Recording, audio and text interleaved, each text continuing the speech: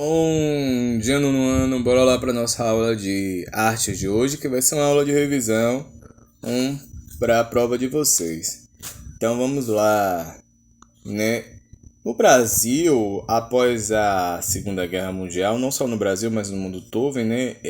A Segunda Guerra Mundial ela impactou no cenário sociocultural e político dos países que foram afetados diretamente com a guerra e até os dos que não foram. O Brasil sentiu as transformações vividas nesse contexto mundial por meio, sobretudo, de influência econômica, política e cultural que os Estados Unidos da América passaram a exercer no país a partir de 1960. Nesse contexto é que começa a chegar ao país, obras e artistas dos movimentos artísticos pós-guerra, bem como referências de vanguardas modernistas. Foi nessa conjuntura que surgiram os primeiros movimentos de transições entre modernismo e arte contemporânea aqui no Brasil. Por falar nessa arte contemporânea, o concretismo ele tinha uma influência pela vertente construtiva, que concebia a arte como uma criação racional relacionada às questões matemáticas ligadas à abstração. Posteriormente, aqui no Brasil, o concretismo se dividiu entre dois grupos, um na cidade do Rio de Janeiro, que é o grupo Ruptura, e o outro na cidade do Rio de Janeiro, que é o grupo Frente. O crescimento de atividades do país influenciou os croquetistas e sua visão de criação desse movimento artístico. O grupo Frente se colocava contrário ao radicalismo geométrico da vertente paulista do grupo Ruptura e procurava mais liberdade na criação de suas obras.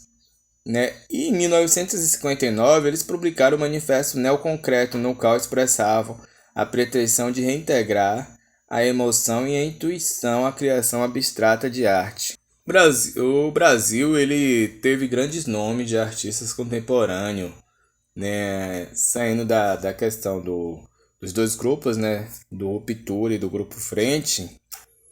Eles teve grandes artistas, e um desses grandes artistas contemporâneos foram o Cid Meirelles, que ele é um nome, porque a partir ali no finalzinho de 1960, em plena ditadura militar, o carioca Cid Meirelles ele começa a projetar frases, nas garrafas de Coca-Cola contra a ditadura militar e contra a repressão a qual a ditadura militar fazia contra os movimentos artísticos. Então, assim, ele é bem inovador. Ele usa algo que é de grande consumo, que chega em grande escala às casas, com frases contra a ditadura militar. Em meio a essa efervescência de tantos movimentos, temos aí o movimento tropicalista, que surgiu a partir da obra de arte de uma intervenção artística chamada de Instalação Tropicália, criada por Hélio Oiticica. Aí dá-se o nome ao movimento tropicalista, que não é só um movimento correlacionado à música, ele também era um movimento correlacionado às obras, às esculturas, inclusive instalações, como era de costume o Hélio Oiticica fazer, Saindo então do movimento tropicalista, a gente vai até um movimento de artes, correlacionada ao teatro e à dança contemporânea. Até o século XIX, o naturalismo, ou seja, a aproximação com a realidade, dominava a criação teatral. E o ator e diretor russo Konstantin Stymik foi um destaque nesse contexto, criando a incitação de várias inovações dentro do teatro. E por falar nisso, o teatro do absurdo surge após a Segunda Guerra Mundial. Ele abordava a condição absurda do ser humano, após a pós-guerra e a destruição de seus valores, crenças, sonhos, em um cenário político totalmente devastado.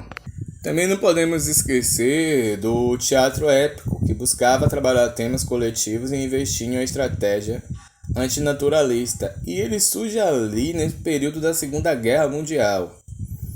Aqui no Brasil, um dos marcos do teatro contemporâneo foi a encenação do Vestido de Noiva, obra de Nelson Rodrigues na década de 1940.